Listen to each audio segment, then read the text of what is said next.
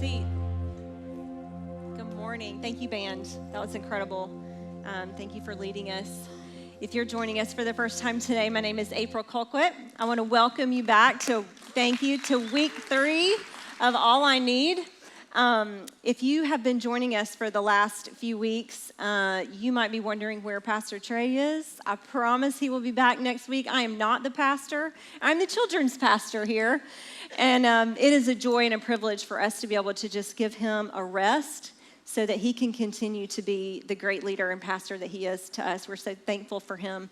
And I promise he will be here next week. But I am excited to continue this series with you today.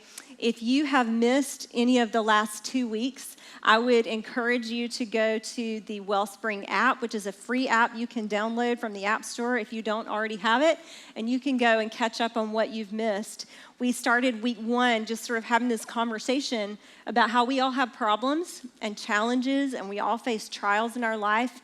And when we do, it's important that we get to the right source to solve those problems. If we don't have the best absolute right solution for our problems, sometimes they can lead to bigger problems than we even started with. They might even leave us with lasting scars. And so we've sort of been talking about how there's one source that we can go to for everything that we need, no matter what it is, what challenge we're facing, or what the need is. We know that we can go to Jesus. Jesus is the best source for us to go to first to help us with whatever that we need, because we've been saying and understanding that Jesus is life. Everything about him points to life. Everything about him is life, says life, speaks life. Jesus infuses our life with his. So the moment that we believe in him, we come alive in him. We get to walk in new life with Jesus. And then last week we talked about how even when we're walking through wilderness seasons, even when we are in the middle of a really challenging time in our life, we can trust and know that Jesus is satisfying us in that season. He sustains us with his presence and his strength and his wisdom. So he truly is all that we need for everything that we face in our life, no matter what the wound is, no matter what the challenge is or the problem, we can believe that Jesus gives us life. And so today we're going to sort of continue in that same truth of understanding that Jesus isn't just concerned with our physical needs, but he is deeply concerned and aware of the spiritual needs of our soul. But before we get into that, I want to ask you to use your imagination with me this morning, okay? I love to envision and imagine things, and so I'm going to ask you to just go on a journey with me today. I want you to imagine that you have been given an opportunity to go on a big adventure, maybe something that's been on your bucket list that you've been dreaming of doing for a long time, some type of big excursion. I'm talking like mountain climbing, summiting a mountain, rock climbing, exploring a cave, or scuba diving, maybe skydiving, as I know some of you have done. My bucket list excursion would be a safari. I would love to go on a safari. Maybe you're not that adventurous. You could imagine that you're going to another country somewhere where you don't speak the language or understand the language. Wherever you want to go, that's where I want you to imagine. And I want you to envision that we are beginning to plan for our trip, and we're making our travel plans. We're putting together a packing list, and we're coming up with whatever equipment and resources that we're going to need on our excursion, whatever kind of special gear we might need. I bet you're going to need to start researching what the weather is going to be like and what kind of safety concerns there are going to be. What kind of waivers are you going to have to sign your life away to do? But whatever adventure you're going on, wherever you've chosen to go, there's one thing that we're all going to need. We are all going to need a guide for our adventure. I bet you wouldn't dream of going on a big excursion without a guide. You know how I know that?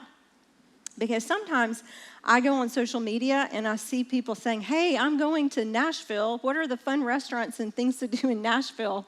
Going to Charlotte for the weekend, give me some suggestions of places to eat. We won't go anywhere in this country without asking for help on where to go and what to do. So I know there's no way we're going on a big excursion, a big adventure, without a guide. And most things like that, most of those kind of big adventure extreme things that wouldn't even allow us to go without a guide. We have to have one if we want to go. And the reason is because it's for our own safety. It's for our own good. A guide's job is to ensure that we have the best experience possible, but their number one role is to ensure our safety and that we come home in one piece. And that's what we all want, right? We want to go and have a great, awesome experience, but we also want to come back safely. So I want you to be thinking about that excursion and thinking about that guide.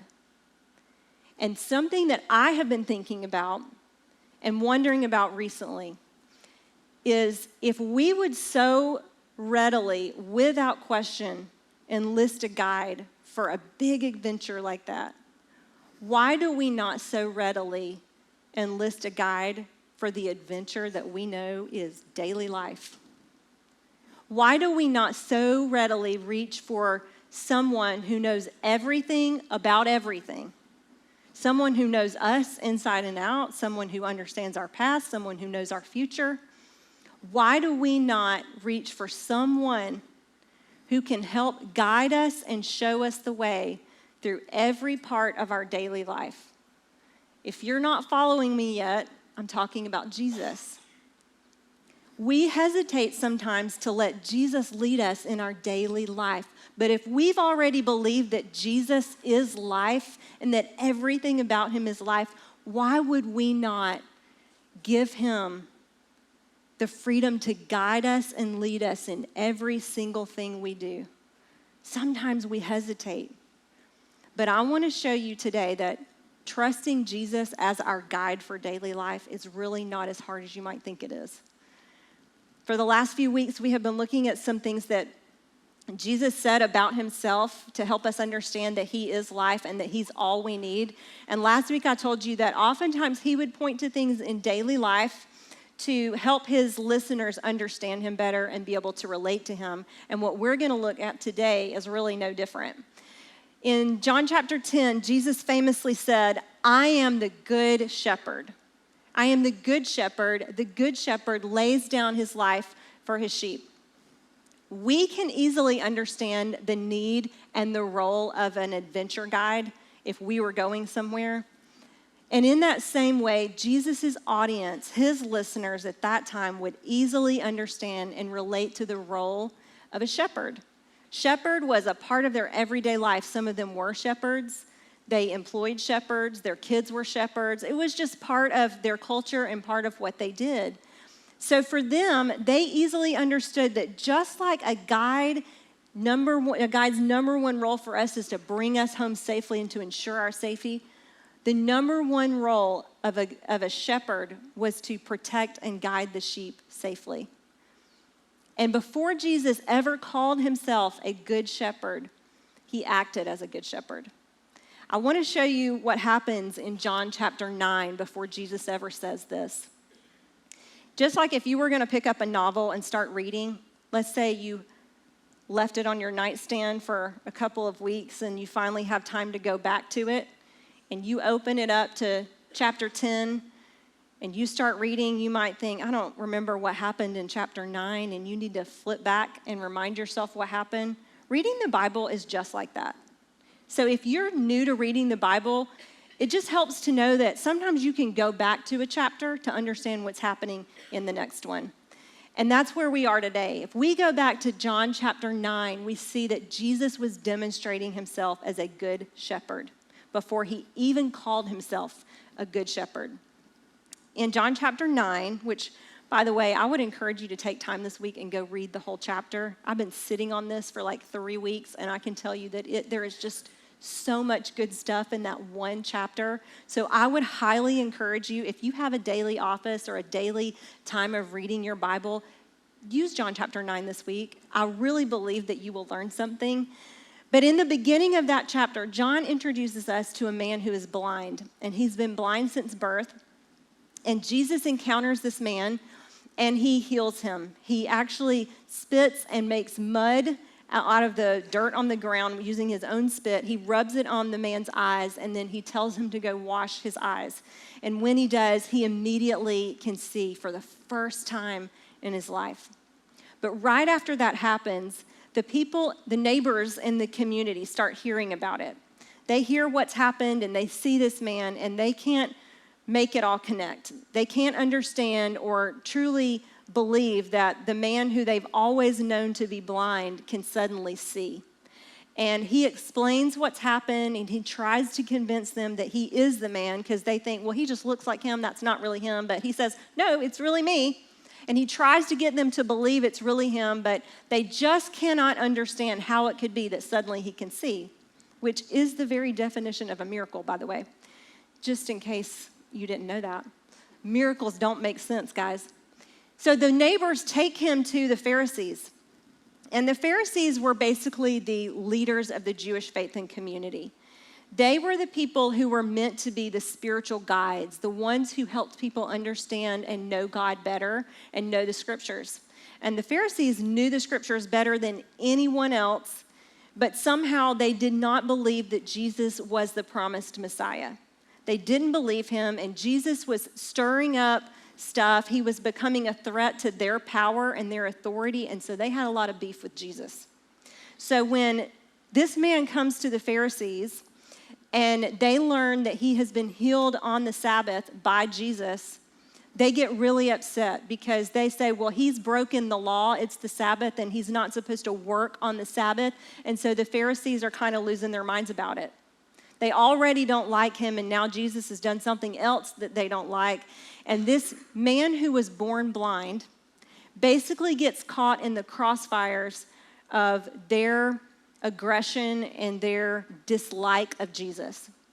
And so what happens is they begin to interrogate this man. Are you guys with me? Okay, just making sure y'all are still awake. The Pharisees start interrogating this guy.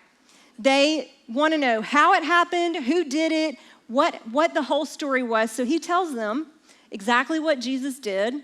And he says, look, I don't understand it either, but all I know is I was blind this morning and now I can see.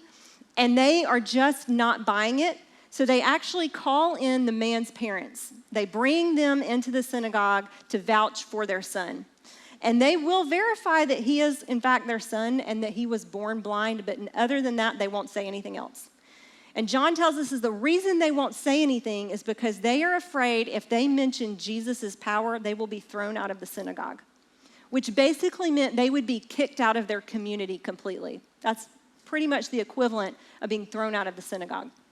So his parents do not have his back, and they just continue to interrogate him. John tells us that they insult the man. They call him a liar. They call Jesus a liar. They say Jesus is demon-possessed, and the man stands by his testimony. He is unwavering in what he says, but so are the Pharisees. They will not change their minds or see his point of view, and so finally, they throw him out of the synagogue, which basically means he was kicked out of the community. And I just cannot help but think and wonder, when I read that chapter of John's story, what was that man thinking when they escorted him out of the synagogue? What was he feeling? Where did he go? He couldn't go to his parents because they wouldn't take him in. They were afraid of being kicked out too. How did he feel? I mean, let's just think about it. He started the day blind, just like every other day of his life. He meets Jesus. Jesus heals his sight. He can see for the first time in his life. But then he begins to be questioned by the neighbors. They take him to the Pharisees, who yell and scream at him, the spiritual leaders of the community who don't believe him, who dismiss him. His parents don't have his back. And finally, he's completely kicked out of community. I mean, just down, up, and all the way back down, rock bottom. What started as a miracle just became this mess. And I can't help but wonder, what was he really thinking? Was there even just a small part of him that thought, I was better off this morning before I could see? I don't know your story, but chances are there's something in your life that is an experience like that, where your integrity has been questioned or where you've been dismissed by people who you thought you could trust. Or maybe there was something in your life that should have been celebrated, but it was completely overshadowed by bitterness and anger and drama. I've experienced things like that before, and what I can tell you, and you will know this if you have whatever physical ability you have, whatever physical talent or success you have, doesn't matter so much when your spirit has been completely crushed and beat down. It just doesn't matter anymore.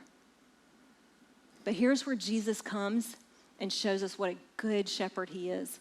John tells us, Jesus heard that they had thrown him out, and when he found him, he said, "Do you believe in the Son of Man?" First of all, Jesus heard what happened, and what did he do? He went and he found him. Just the first part of that sentence tells us everything we need to know about who Jesus is. He went and he found the man. Jesus didn't have to do that. He could have said, well, you know what? I healed his sight this morning. I've done my part. He'll be okay. He's strong. He'll make it. But that's not who Jesus is, and that is not what Jesus does. Jesus comes for us. So when he heard what happened that day, he went and he found the man. And John doesn't tell us everything. Keep in mind, he's giving us the highlights, and we weren't there and we don't know. But can I tell you what I think? I believe when he found that man, most likely he was slumped under a tree somewhere, leaned against a building. He was definitely alone. Nobody else could be around him. He was alone. And maybe he was staring into space. Maybe he had his head in his hands. Maybe he was crying. I don't know. But what I think is that Jesus didn't go straight to him and say, hey, do you believe in the Son of Man? The Jesus I know would go and sit down next to him. And he would say, hey, I heard what happened today. That was a lot. I am so proud of the way you handled yourself, though. But I know that was tough. Do you want to talk about it? I came to check on you. That's who Jesus is. He doesn't just care about our physical healing. He wants to restore our spirit when we've been crushed. And I think they just talked for a while, and he listened. And the man shared, and he encouraged him. And finally, Jesus says to him, do you believe? Can you go back? He asked him, do you believe in the Son of Man? It's a question. He doesn't tell him who he is yet. He's working to build a trusted relationship with this man.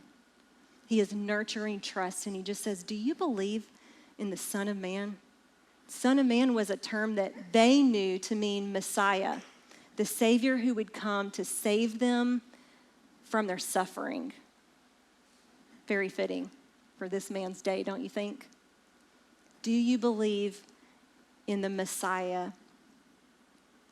And Jesus has worked all day to prove his power, but now here he is, present and proving that he is deeply personal. And when he asked this question, the guy says, well, do you know where he is? Do you know him? Can you show me where he is? And Jesus says, who's got 2 thumbs and healed your sight this morning? I'm just kidding. He didn't say that, but here's what he said. I'm just making sure y'all are awake, making sure you're with me. Jesus said, you have now seen him. In fact, he is the one speaking to you. I am the Messiah. It's me. It's me. And because he had been so faithful, because he had proven his power, and he was so personal, believing what Jesus said was easy for this man. John tells us that he responded by saying, Lord, I believe. And he worshiped him. He fell to the ground and he worshiped him. He said, I do believe you. I do believe you are the Messiah. You know, believe, we talk about in our kid faith class, when I teach kids about following Jesus, we talk about the word believe and what it means to believe in something. And believe is to be assured that it's true. It's when we have an assurance that something is true and when we really trust it. And this is an important part of this man's story because Jesus is nurturing a relationship with him that is built on trust. He's nurturing a relationship built on trust. And John continues the story. It goes right into John chapter 10, where Jesus says, I'm the good shepherd. But now, John notes, he wants us to know that the Pharisees have gathered back around and they're listening to this conversation by now. And with that in mind, Jesus changes his tactic. He begins talking about the qualities of a good shepherd. And he says a good shepherd knows his sheep. A good shepherd has names for his sheep. A good shepherd protects his sheep and leads them to good places to graze. A good shepherd keeps predators out of the pen. He says a good shepherd knows the sheep, and not only does he know them, but the sheep follow the sound of his voice. And then he says this, Jesus said, very truly I tell you, I am the gate for the sheep. Now, I want to confess something to you. This has always confused me when I read John chapter 10 because Jesus says he's the shepherd and here he says he's the gate. So which is it? To me, those are two different things. A gate and a shepherd are not the same. But then when I saw a picture of a sheep pen from 2,000 years ago, it made a lot more sense. So I want to show it to you. This is what would be called a sheepfold. And it's made from rock. Sometimes they would be made from branches and briars to keep predators out. But you notice how there's no gate? It's not because this one is missing. It's because this is how they were made. There was no gate because the shepherd would stand in the doorway of the sheepfold and act as the gate. The shepherd was the gate. And so when it was time for the sheep to go out and graze in the pasture, the shepherd would call them out of the sheep pen. They would follow his voice, graze. And then when it was time to lead them back, he would lead them right back in to the sheepfold and position himself right back in the doorway to protect the sheep. Doesn't that make a lot more sense now? Those two words, shepherd and gate, are almost interchangeable. The shepherd is the gate is the shepherd. And Jesus says, I am the gate. Whoever enters through me will be saved. They will come in and go out and find pasture. Not only will they be saved by coming to me, but I'm going to lead them to good places. I'm going to let them come and go with my leadership, and I'm going to take them good places. He's describing the qualities of a good shepherd, and the Pharisees are hearing this. And then he gives a very clear warning to the man who was blind earlier that day. He says, the thief comes only to steal and kill and destroy. I have come that they may have life and have it to the full. I wonder if he just locked eyes with that seeing man and he said, the thief, nodding towards the Pharisees, comes to steal and kill and destroy. Don't listen to them. Be careful of what they're telling you. They think they're good leaders. They're not. He says, I am. I will lead you to good places, to a full, rich, satisfying life. And for us, I think about, what are the thieves? Who are the thieves? There are a lot of voices surrounding us every day. A lot of influences that we are faced with. They fill up our screens, they fill up our feeds, they fill up our minds. And they take the shape of athletes and actors and podcast hosts and politicians and friends even. And Jesus is warning us to be careful because some of those thieves are clearly thieves and we know that they want to harm us, but others are disguised as helpful, harmless. So Jesus says, be careful of who you're listening to and who you're allowing to guide you.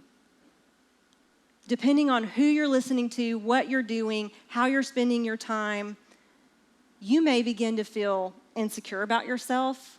you may start to feel anxious. You may start to be really confused. You might even feel hurt. And those are indicators that thieves have come into your pasture to steal from you. And I want to be really, really careful here, because I know that there might be some of you who have been guided by shepherds who have hurt you. And they were harmful. And it might have been a family member, it might have been a close relationship, or a mentor, it might have been a church leader. And if that's your story, I am so sorry. And I can understand if you feel like you just are never going to be able to trust another shepherd again. I get it. But I want to tell you something, and I can just only hope that you will hear and receive what I'm about to say. If you were led poorly in that way and you were hurt, it hurt God's heart too. It broke his heart. It broke his heart. Anything that robs us of life, be it sin or a bad experience or poor leadership, grieves his heart. And when we hurt, he hurts. And I want to tell you something else. Trusting Jesus as your shepherd doesn't mean you're never going to feel pain again. It doesn't mean you're never going to hurt again. But it does mean you can know that he is not the one responsible for the pain. It's not him. That is not the kind of shepherd that he is, and that's what he's saying here. That's what he's helping this man understand. When we hurt, Jesus hurts, and he is a good shepherd, and he wants to lead us to good, life-giving places. And just like the blind man in this story, when we hurt or when we've been led poorly, Jesus will never leave us out to pasture and say, I hope you make it. That's not what he did with this man in the story, and that's not what he does with us. He comes for us. He comes to find us. He seeks us out, and he doesn't just want to restore us physically. He wants to restore our spirit. He wants us to know that he sees us and he loves us, and he wants to gently guide us back into his life-giving care. Jesus nurtures a relationship that is built on trust. And I can follow him because I know he is who he says he is, and he does what he says he's going to do. So for me, because Jesus is life, I'm trusting him. And what I hope you see in this story today is that you can too. Jesus will stop at nothing to prove that he is a trustworthy shepherd and guide for our life. It was after he had healed and restored the man's sight, and after he had gone to restore his spirit, that Jesus says, I am the good shepherd. The good shepherd lays down his life for the sheep. I have a feeling that that man had no problem believing and trusting that Jesus would lay his life down for him. But we know something that that man who was born blind didn't know. We know that Jesus did literally lay down his life for us when he went to the cross. He's already done it. I want to go back to our excursion that we were imagining earlier. Go back to your adventure. But I want you to imagine that on your adventure, something has happened and you're in a scary situation. Maybe your harness has malfunctioned, or you've fallen into the water, or a wild animal is standing in front of you. Whatever it is. And I want you to think, whose voice am I listening to? Hopefully it's your guide. You're listening for them to give you instruction and tell you what to do next. But let's just imagine that your guide does something even better than that. They jump in front of the wild animal. They catch you right before you fall. They jump in the water to save you. And let's say when you are safely back home, that guide tells you, I would risk my life all over again to save you. Aren't you going to go with that guide everywhere from now on? I am. Jesus didn't just risk his life to save ours, though. He gave his life to save ours. He already did it. It's done. He's already proven that he is a trustworthy guide, that he is a trustworthy shepherd. And for the last few weeks, we've been saying that everything about Jesus is life. He leads us to good life. He gives us good life. We can be alive in Jesus. We are satisfied in Jesus. And what I'm adding today, and what I hope you could now say, is that because Jesus is life, I'm trusting him. I'm listening for his voice. I'm going to let him lead me. I'm going to let him guide me because I know he's going to take me to good places. I know it is not his intent to lead me down a scary path or to let me be hurt. But when I am hurt, he's going to comfort me, and he's going to comfort me, and he's going to restore me. He cares about our spirit. And he is not just interested in saving our life. He's interested in giving us the best life possible. So why would we listen to anyone else? And if you are a leader, if you are a guide, or if you are a mentor in someone's life, I hope what you hear today is that this is the kind of guide, this is the kind of shepherd that we could be to our people. The markers that Jesus gives for a good shepherd are indicators for how we should be leading people to, as parents, as employers, as coaches, as mentors. A good shepherd knows their sheep and leads them to good places. A good shepherd follows up when something didn't go right. A good shepherd protects, shows, leads, demonstrates, and deeply cares, is personal with those who are following them. And that's who Jesus is. I know we have covered a lot today. It's been a journey. And I want to thank you for hanging in there with me. But I want to give you some time this morning to just sit with your shepherd. Last week we talked about daily office and how it's a time for us to just stop and be still with God and be in his presence and allow him to satisfy and restore us. And so we're going to take some time this morning before we leave to do that. I want to give you some time to just sit in the presence of your good shepherd and let him restore you. Whatever you've been dealing with this week, wherever you've been misguided or whatever hurt you might be carrying, talk to him about it. He's a great listener, and he wants to restore you and repair your spirit. So this is going to be your time. I'm going to ask you to just go ahead and bow your heads, and I'm going to give you a couple of minutes, and then I'll close this in a minute.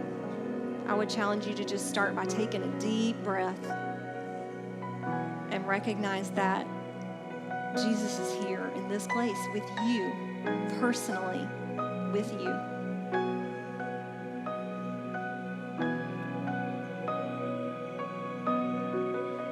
And you can just thank him for being a good shepherd.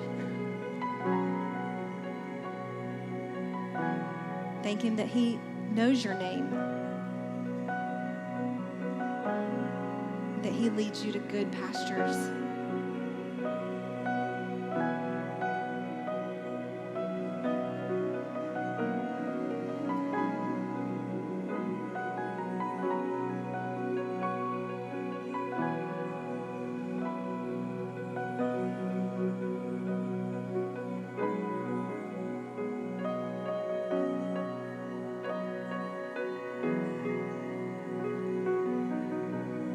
If there's anything that you are currently walking through, a pain, a hurt, talk to him about it.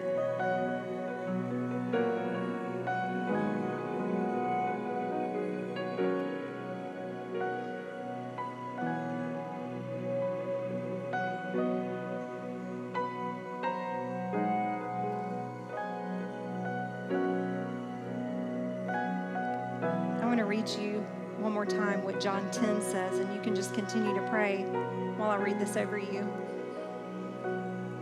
Jesus said, I am the gate for the sheep. Those who come in through me will be saved. They will come and go freely and will find good pastures. The thief's purpose is to steal and kill and destroy. My purpose is to give them a rich and satisfying life.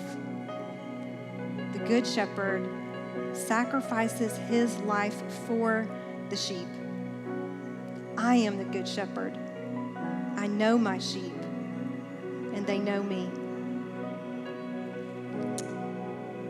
Oh God, we thank you so much for Jesus.